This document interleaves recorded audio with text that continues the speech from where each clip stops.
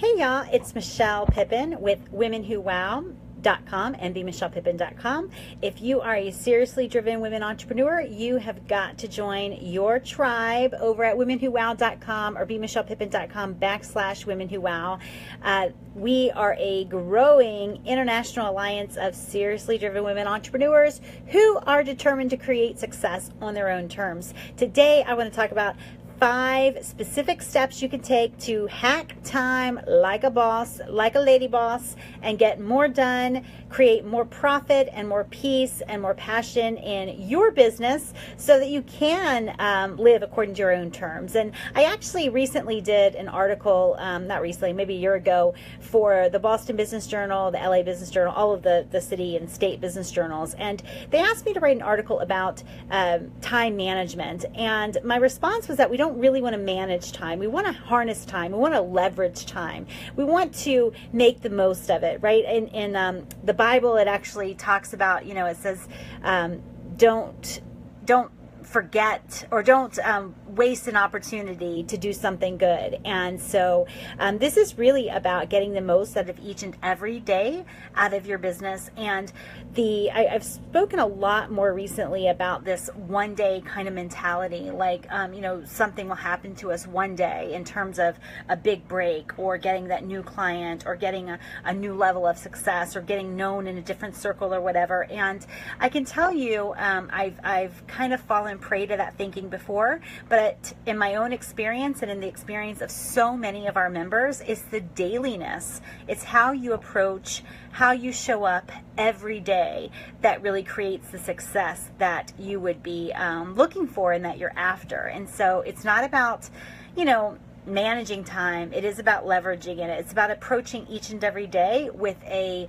zeal and just a passion for getting exactly what you want out of your business. Now, these 5 steps are not magic, but they can feel like magic, because if we can do more in less time, then we have more time to do the things that really matter to us. Be with our kids, be with our husbands, take some time off to, work on your fitness, make sure you can take a vacation, all of that. And if you're like me and like all of the other people in Women Who Wow, success doesn't just mean having a lot of money, right? It's something that if we have a lot of money, but we have no time and no freedom, and we just have no life, then that's not success to us. It's not how we define it. And so, yeah, we want a lot of money. Our members are in largely the top 5% of earners in their in their particular industry, and so we do make money, but we do it on our own terms. So let's get into 5 steps to time hacking like a lady boss. Step 1, create absolute clarity about what you want. Now, this is a step that I almost left out because it's so cliche, and I hate being cliche, but we want to be very careful and clear here. So here's the conversation I have with physician clients, attorney clients, whatever. They say, I need to get more clients, patients, or members. And I say, really? Do you really want more clients or more appointments, more time at the office? Or do you really just want more profit and you think that you have to have more clients to make more profit? And they would say, well, don't I need more patients to make more profit? Well, not always, right? Not always. In fact, a lot of my work with clients involves getting more from what they already have coming in. And so more profitable clients and patients. And so they might see less overall patients, in their day. So in order to think most productive, in order to be most productive, you've got to think more productively and get really, really clear about exactly what you want to accomplish in your day-to-day. So step 1, get really clear about what you want to accomplish. If you are working off of an in order to goal, so I want more clients, or I want more media, or I want more, whatever, in order to make more money, I just want to save you the in order to step. Like, if you want just more money, then go to more money. If you want more media exposure, go to more media exposure. But ignore the in order to goals, because they're time wasters. Most often we can just go directly to the goal that's behind our stated goals. So get really clear there. Step number 2, know the right things to do. I speak about this all the time, and as women entrepreneurs, sometimes we are not as aggressive with holding ourselves accountable and our actions and activities accountable for producing a specific result in our business. And so I really want to challenge you here, because you want to know the right things to do, and here's how you do that.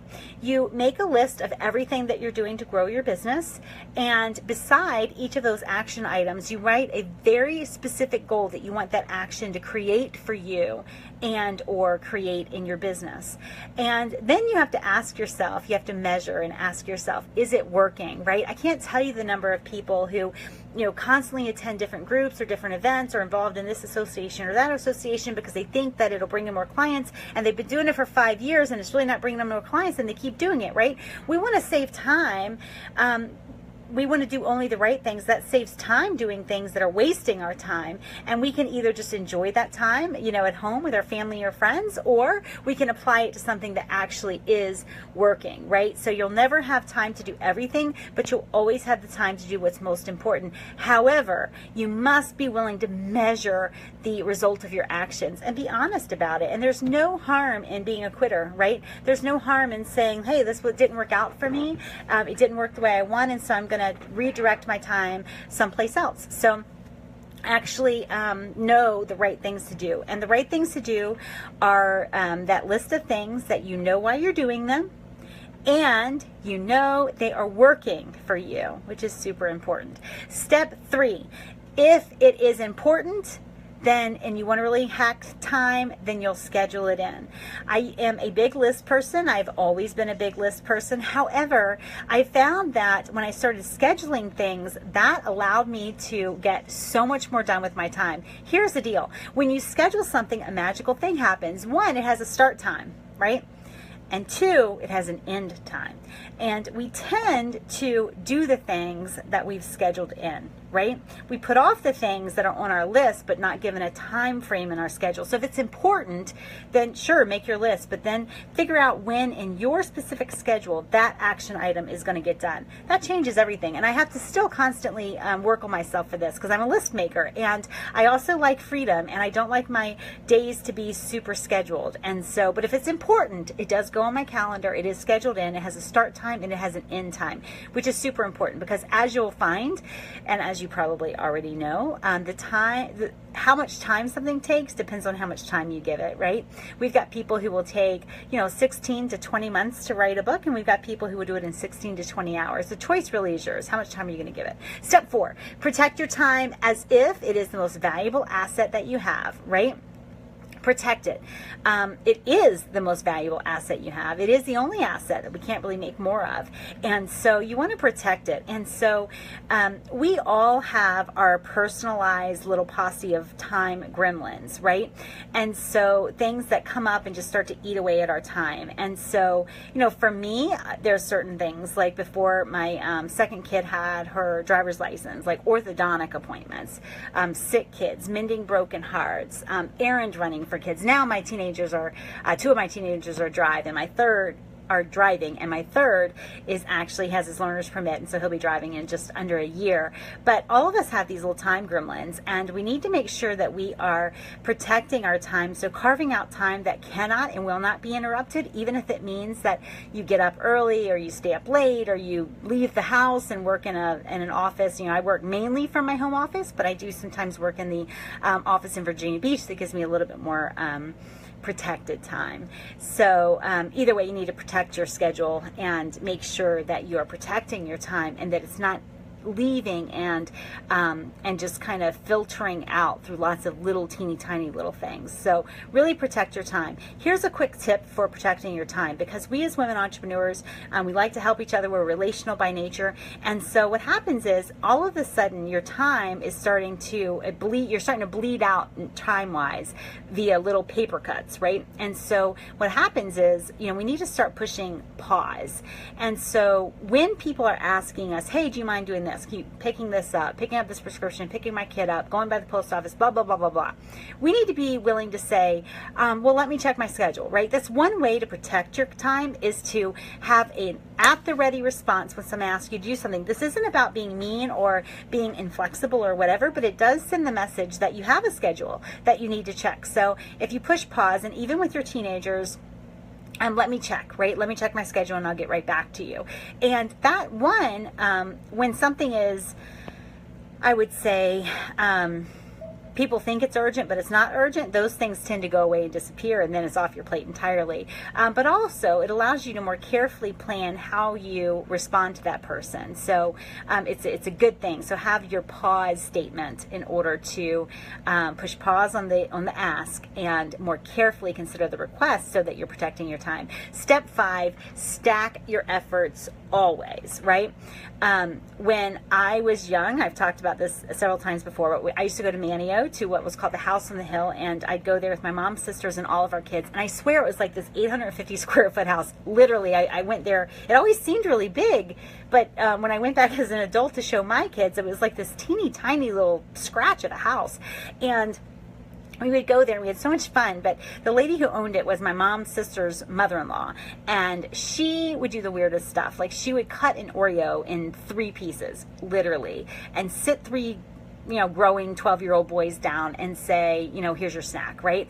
She would take napkins and she would wring them out. She'd wash them, wring them out, hang them up, and she'd expect you to reuse them. And that's not sort of how I want to live my life, but it is a good, a good example for how we need to use our time. We need to become fanatical about getting multiple uses out of our time. So we can transcribe written calls into, recorded calls into written material. We can repurpose past content. This live stream that I'm doing now was an article that was written, let me see, back in 2015, so a couple of years ago. And so you can do all of this stuff. If you're doing something, it's taking your time, your energy, your heart, you're pouring something into it. Don't do it just for one purpose. Think actively. Train yourself to always think about how you can get multiple uses out of everything that you're doing, so you're leveraging your time, not just using it wisely. I hope this helps you guys. If you'd like more information about Women Who Wow, you can go to bmichellepippin.com/Women Who Wow, but you can also just PM me right here on Facebook. We will open the doors of Women Who Wow later on in July and early August, and I am so looking forward to welcoming new seriously driven women entrepreneurs into our ranks. Talk to you soon. Bye.